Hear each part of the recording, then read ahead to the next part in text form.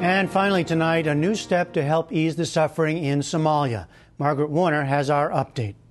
For weeks, the world has seen heart-wrenching pictures of starving children and adults seeking refuge from drought and hunger in the Horn of Africa. As many as 12 million people in 5 countries are at risk, but the hardest hit and most vulnerable are in southern Somalia. There, civil conflict has combined with the regional drought to produce famine. Tens of thousands of Somalis have died, and more than 500,000 children are on the brink of starvation. Yet Western aid isn't flowing to where the worst of the famine is. That's because much of southern Somalia is controlled by the Islamic insurgent group Al-Shabaab. Shabaab has threatened and killed international aid workers there. What's more, U.S. anti-terrorism restrictions make it a crime for any American charity to provide support directly or indirectly to Al-Shabaab. Today, at the urging of major aid groups, the U.S. government eased that threat. USAID Administrator Rajiv Shah is here to explain. He's just back from the region. And Administrator Shah, thank you for joining us. Thank you. You are just back from visiting Somali refugees at camps in Kenya who'd fled from these Al-Shabaab-controlled regions. How bad was the situation? Well, it's tragic, and it's worse than I think most people believe.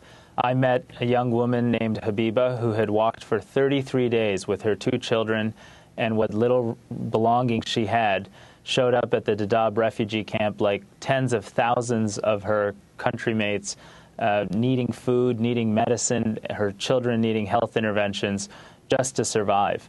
And it is a sign of what has happened. We've known for more than 10 months, thanks to a famine early warning system that we helped set up, that this region is going through the worst drought in more than 60 years.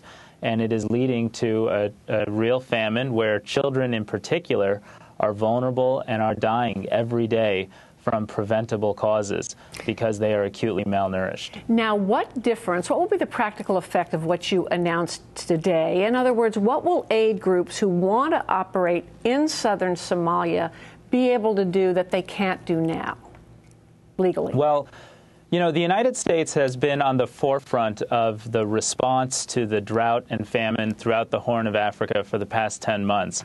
But even on the emergency front, and especially in South and Central Somalia, the real issue is humanitarian access. And right now, and as has been the case for years, the Al-Shabaab and other authorities have limited access by humanitarian groups. And in fact, partners like the World Food Program had to leave Somalia in January of 2010 after suffering 14 casualties. So we hope that, and we are working hard to make sure that authorities in Somalia allow access for humanitarian organizations and NGOs. And the United States has been supporting those organizations and will continue to support those organizations going forward. But what the aid groups were saying, the NGOs, was also we feel we're in legal jeopardy. And that was the basis, I thought, of today's announcement. Can you be more specific about what? Give us an example of something an aid group could now do if they were operating in good faith that they couldn't do 5 days ago.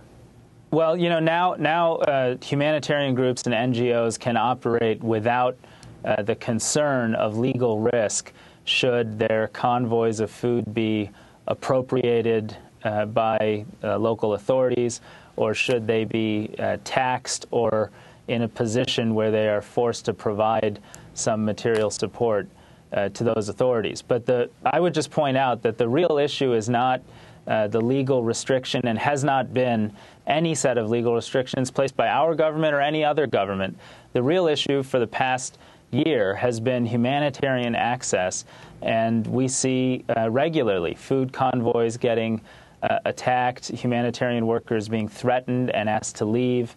And as a result, despite the fact that the drought affects 12.5 million people in 5 countries, the famine actually affects only Al-Shabaab control areas in South and Central Somalia, about 2.8 million people. So what evidence is there that, in fact, at least maybe some local Shabaab commanders are willing to let Western aid groups in? Because, as you said, they actually kicked out Western aid groups a year ago. Then they've sent mixed signals since then about whether they're welcome back.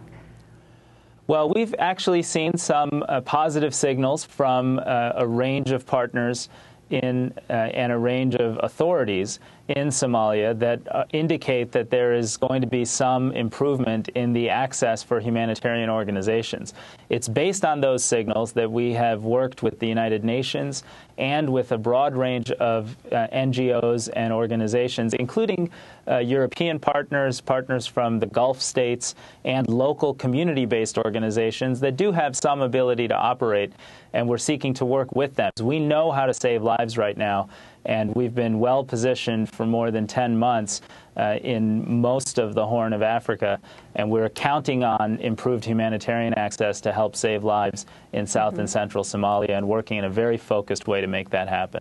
And if that humanitarian access doesn't get better, how great are the chances that the officially designated UN famine zones are going to actually expand?